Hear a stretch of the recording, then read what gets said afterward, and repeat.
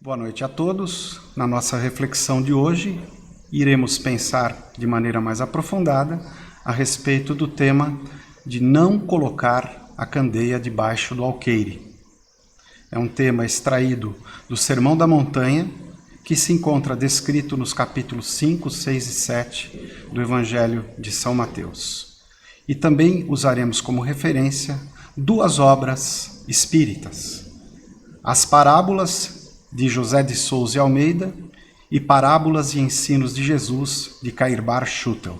Antes da reflexão, nós vamos orar pedindo a presença dos nossos benfeitores espirituais, dos nossos mentores, para que eles abençoem a nossa reflexão e nos concedam a graça de entendermos de uma maneira mais aprofundada estas palavras, estes ensinamentos do Mestre dos Mestres, o Mestre Jesus.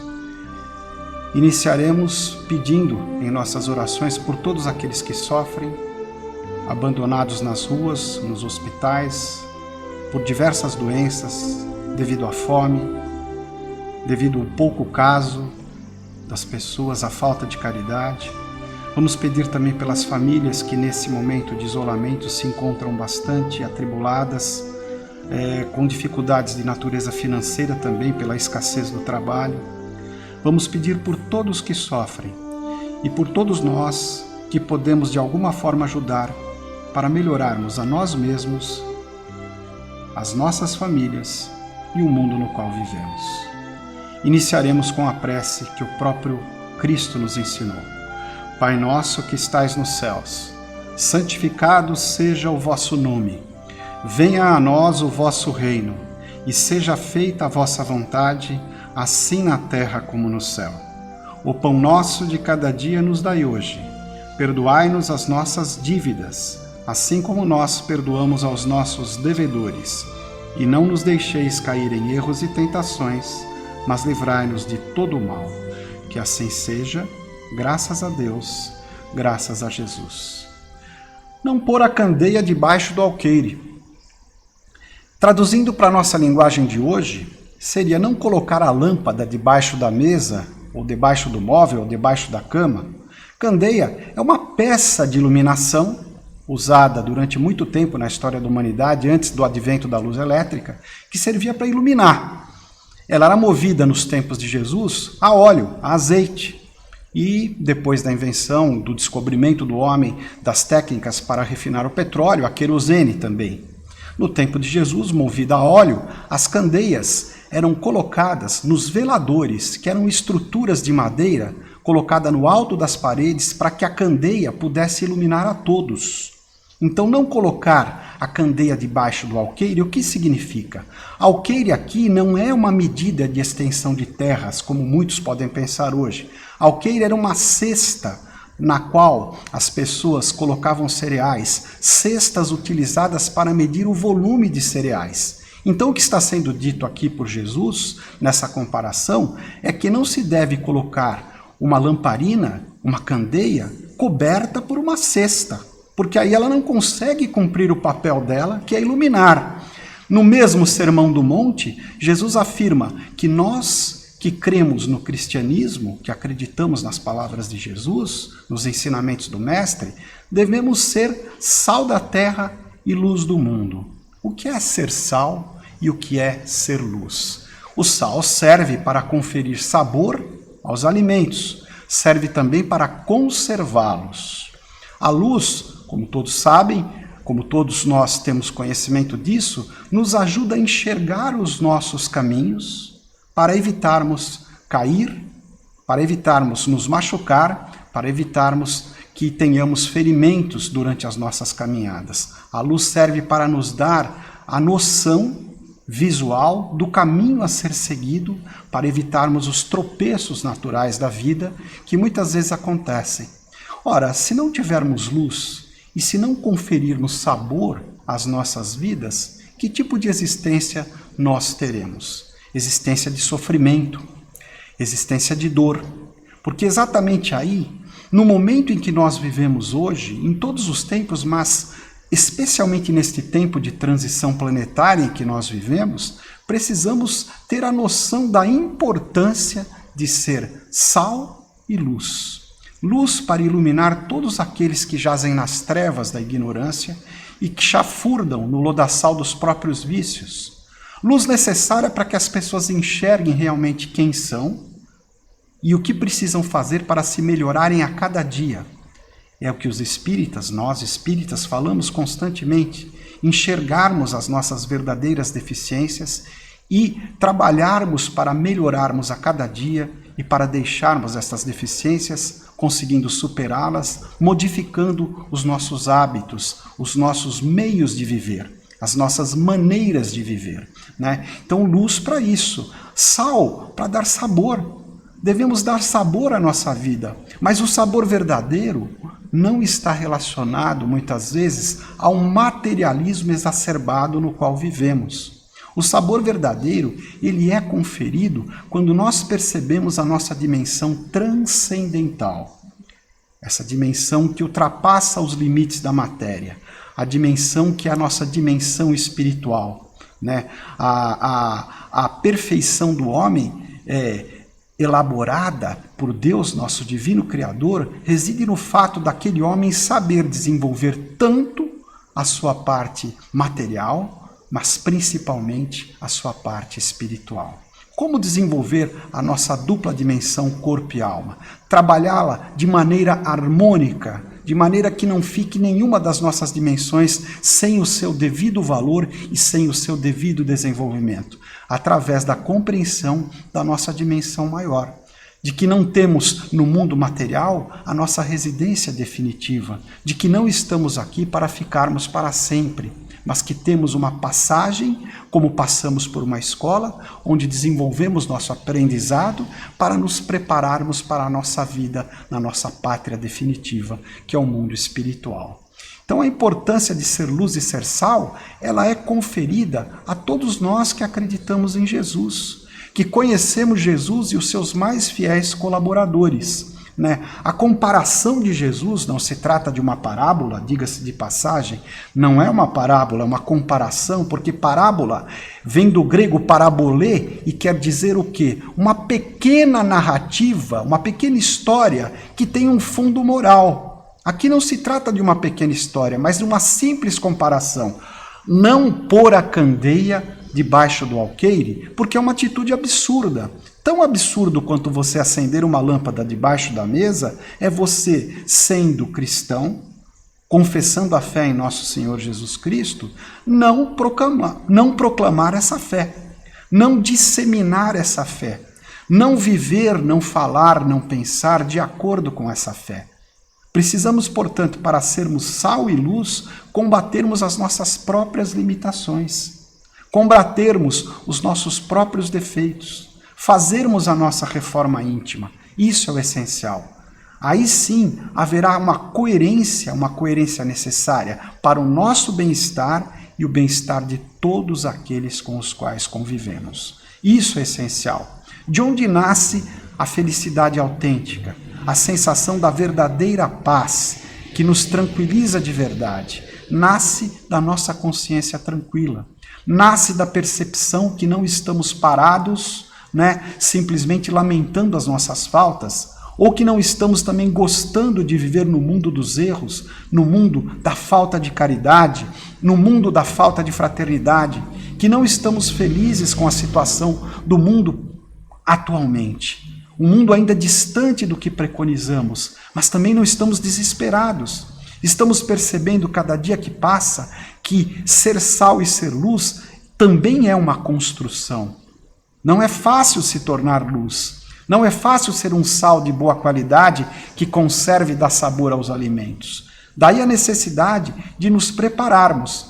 E Jesus falava muito em parábolas e em comparações porque determinados ensinamentos do cristianismo ainda não podiam ser compreendidos pelas pessoas daquela época.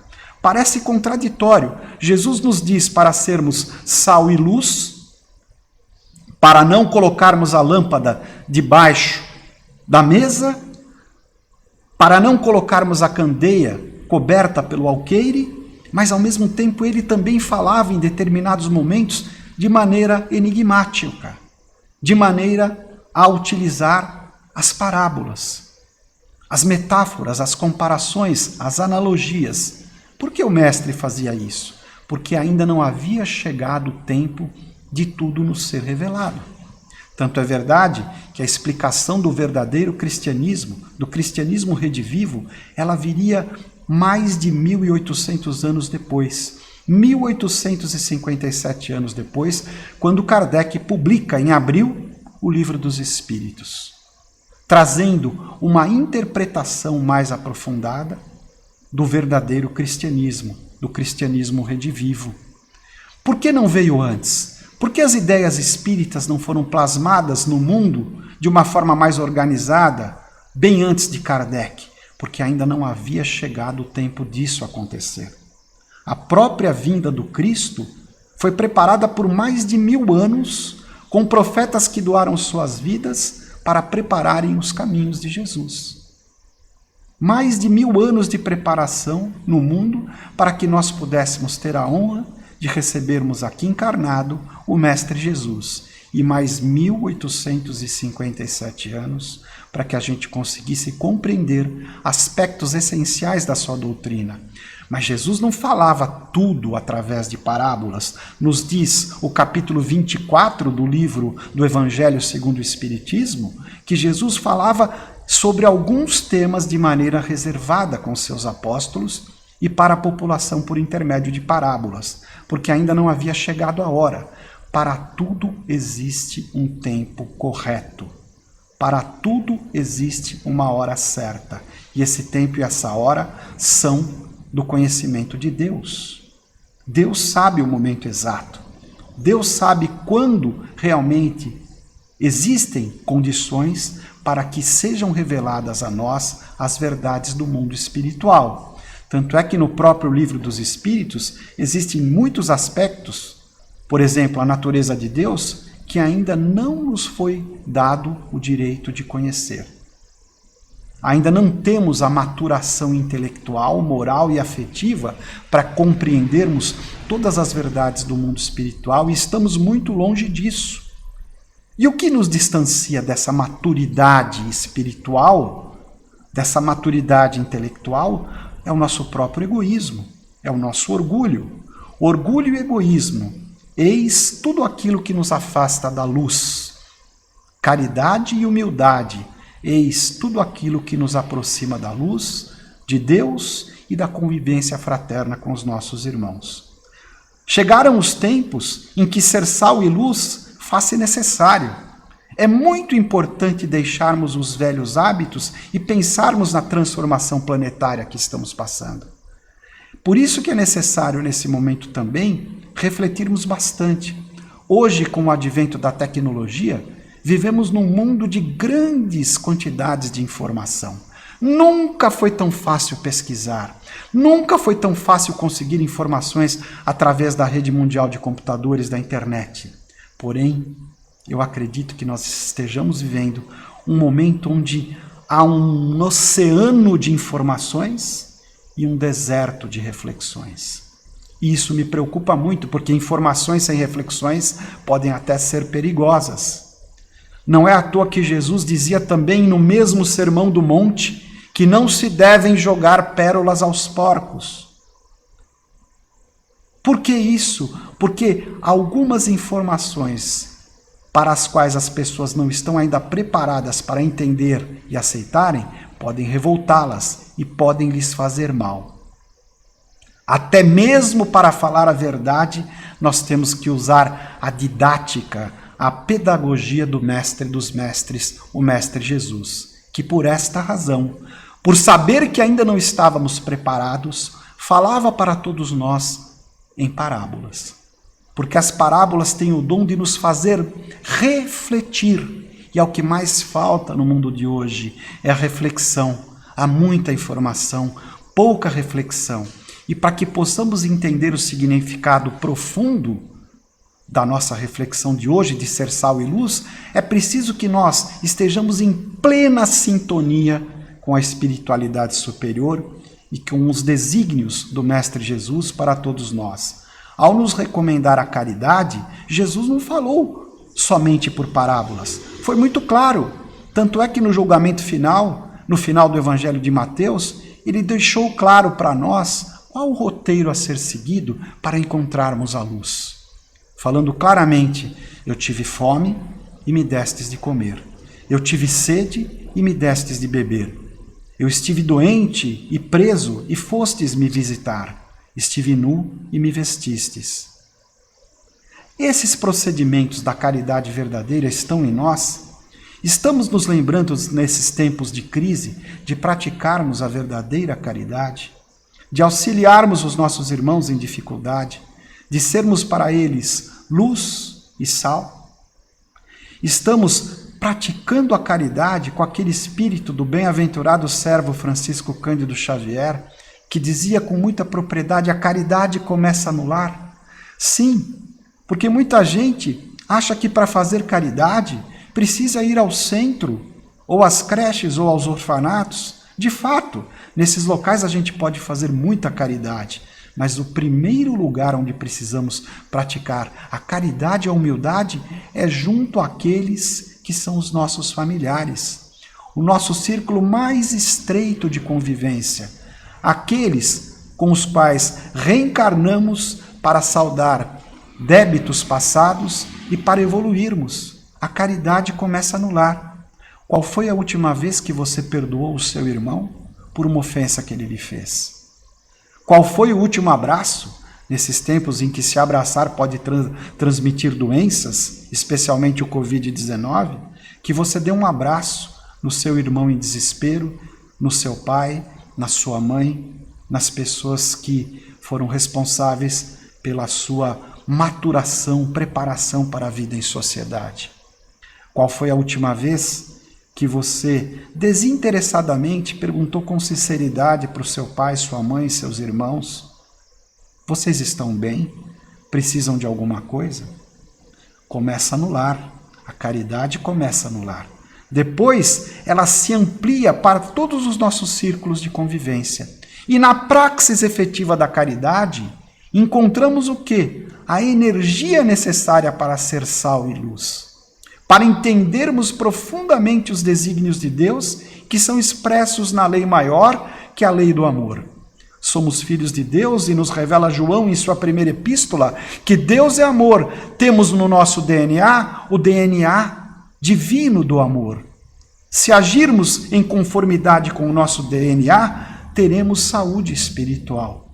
E poderemos sim ser sal e luz. E poderemos sim ser discípulos que colocam a luz no alto, no teto, para que todos sejam iluminados, e sal na quantidade certa, para que a vida tenha sabor, para que a vida faça sentido, para que a vida seja melhor para cada um de nós e para nós enquanto comunidade, enquanto sociedade, enquanto mundo.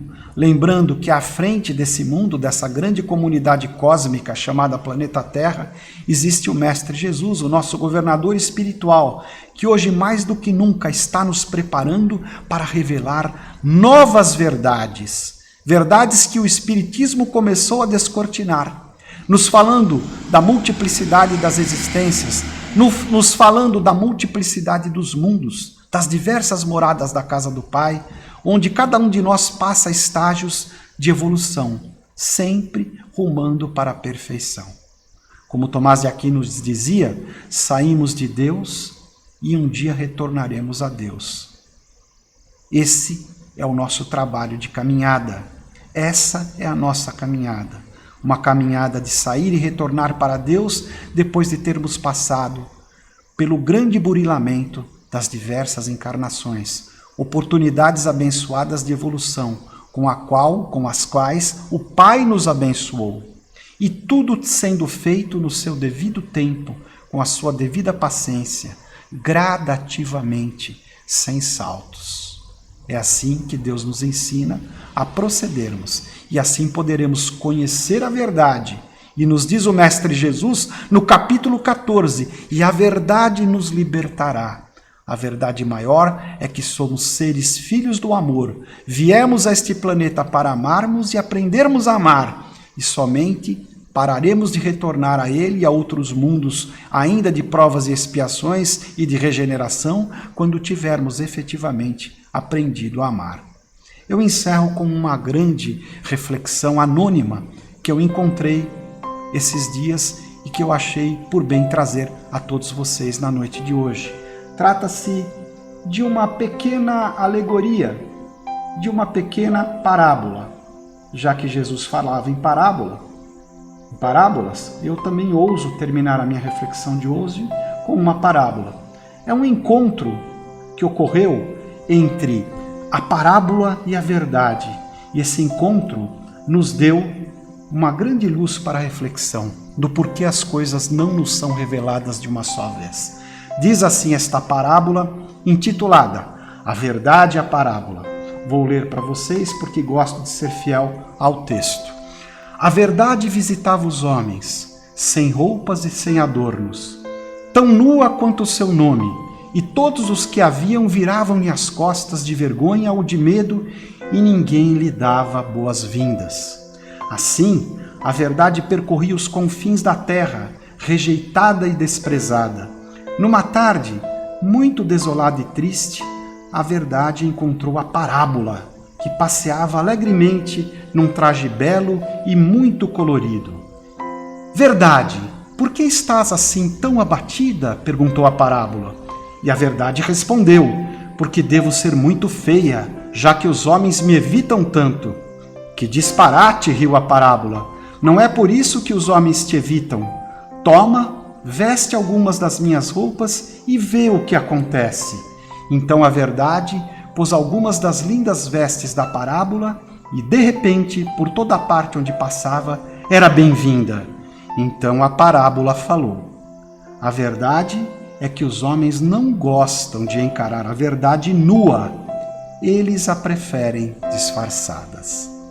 Que as reflexões do Mestre Jesus e dos seus mais fiéis seguidores possam povoar os nossos pensamentos hoje e sempre, modificando a nossa maneira de pensar, de falar e de agir e nos transformando em sal da terra e luz do mundo, hoje e sempre, nesta e nas próximas encarnações abençoadas que com certeza virão. Uma boa noite a todos.